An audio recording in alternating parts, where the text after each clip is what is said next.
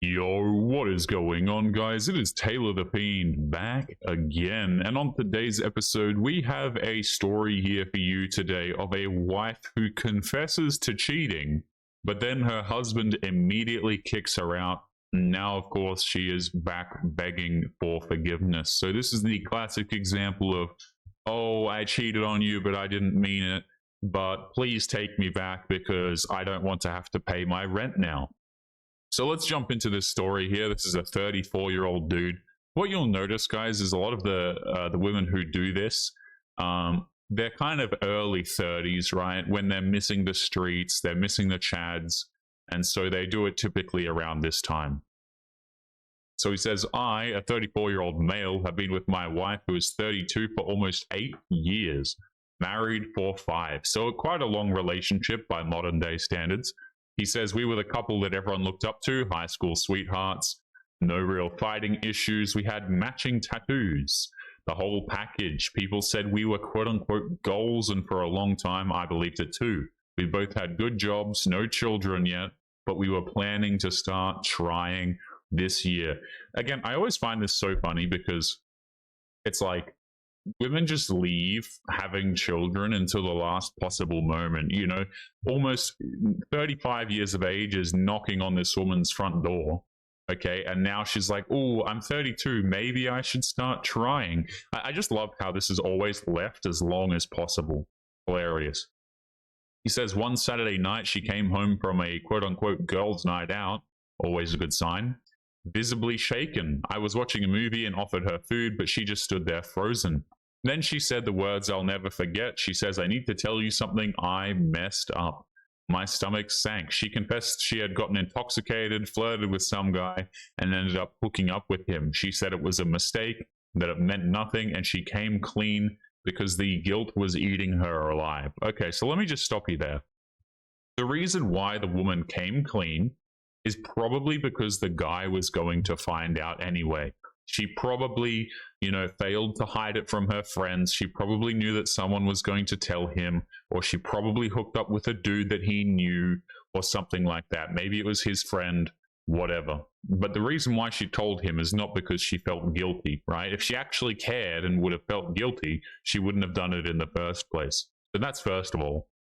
Second of all, guys, always a great indicator of whether or not you're going to get cheated on, okay, is if your woman is going on a girls' night out. I don't care if it's a wife, I don't care if it's a girlfriend, okay?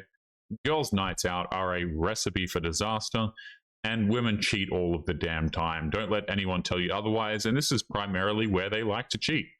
Girls' night out. Classic. He says, I didn't yell, didn't cause any issues, I didn't ask 100 questions. I just went numb.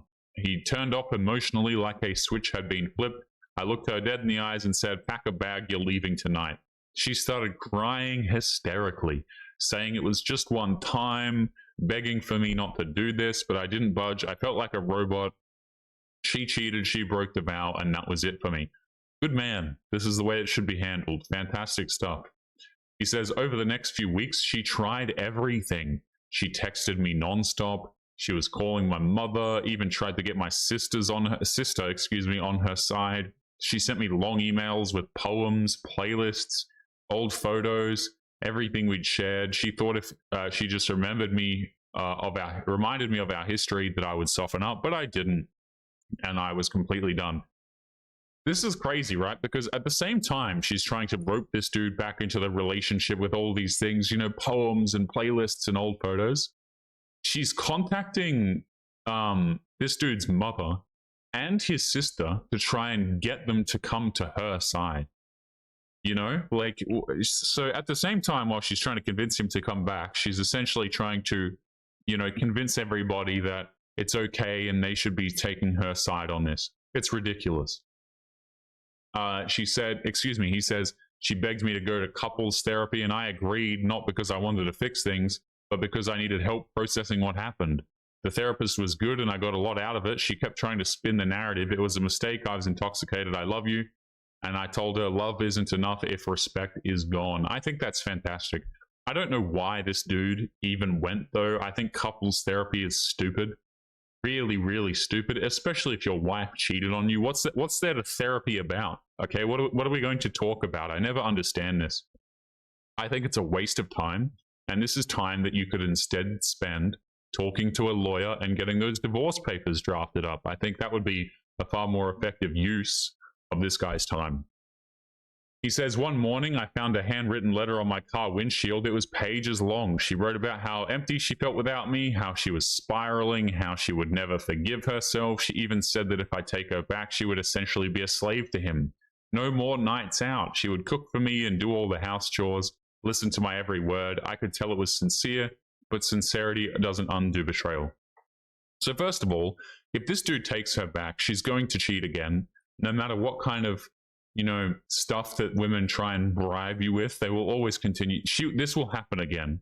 Second of all, notice how she's now like, oh, I won't do the girls' nights out, right? I'll do the cooking. I'll do the house chores. These are probably things that the dude requested to have done before. Like this is probably something he's been asking her to do.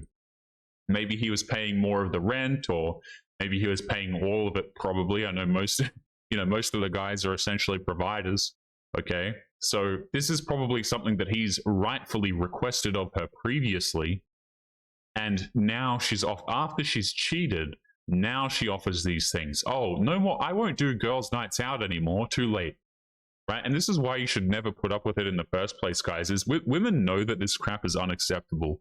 They know that it is. They know exactly what they're doing, and yet they do it anyway, despite the fact that their husbands and boyfriends are uncomfortable with it. Complete waste of a dude's time. It really is. He says our friend group split in half. Some thought I should forgive her, that one mistake shouldn't erase years of love.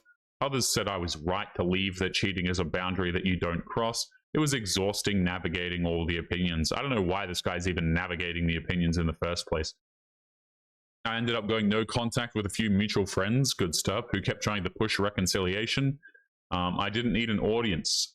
I think this is a good move. This is what I've been saying on the last few episodes, guys, is whenever you have these friends who, tell you to stay in bad situations, they're not really your friends, and I think it's fantastic to stop talking to them. Let's continue. He says, a few months in, she asked to meet for coffee. Against my better judgment, I agreed. She asked, is there any part of you that still loves me? And he says, not really. She broke down and he didn't flinch. Okay. He said, I filed the divorce papers 2 weeks later. She didn't contest anything. No lawyers, no fighting over furniture, just signatures and silence. Great stuff. He said, it's been a year now. I've moved to a new place, started therapy again. I'm learning to enjoy my own company again. There are still days where the memories hit hard, but I don't regret my decision. Some people say that I should have tried harder, that I should have seen it as a one-time mistake, but here's the thing. Cheating isn't just a mistake, it is a choice, a conscious decision to put someone else's body above your partner's trust. I didn't want to spend the rest of my life wondering if it would happen again. I never really got an explanation that satisfied me. She said she was intoxicated. She said she missed me that night. None of it made sense, but eventually I realized closure isn't about her explaining, it's about me deciding. Yeah, so here's the thing. The woman is always going to sit there and try and spin it into a way that's beneficial in order to downplay accountability. It really doesn't matter what she says because it's probably not true anyway. There's a good possibility that this woman was sober as it comes, and she made this decision willingly and then tried to blame it after the fact. And again, I guarantee you this woman came forward not because she felt guilty, but probably because someone was going to tell her anyway, tell him anyway, or he was going to find out eventually. He says, if you're reading this and you're in a similar situation, make sure to trust your gut. You don't owe anyone forgiveness. You don't have to stay just because there's history. You deserve honesty, respect, and peace. I agree with that. You know what I'm saying? Like, I think this dude made the correct move. He moved her out immediately, kicked her out, divorced her in, I think he said 2 weeks, which is a good time frame. Handled it rather quickly. No real complaints. I think going to couples therapy with a woman who cheated on you is stupid. But hey, each to their own, guys. Make sure to leave your thoughts and your comments. We are going to be leaving it there. As always, guys, don't forget to take care of yourselves, and I'll be seeing you all in the next one. Peace.